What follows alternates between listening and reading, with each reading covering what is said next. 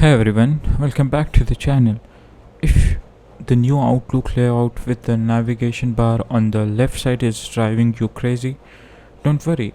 I will show you how you can to move it back to the bottom where it belongs. Let's find this. Now, first open the Outlook on your computer. Make sure you are using the latest version of this to work. Now, click on the file in the top left corner, then select option from the menu. In the option windows, you will get the advanced tab on the left hand side.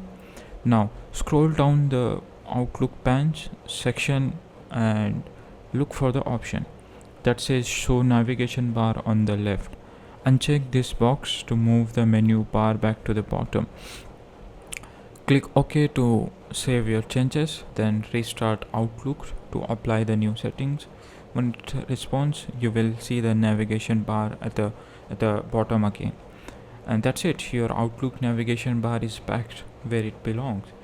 If this video you found helpful, then give us a thumb.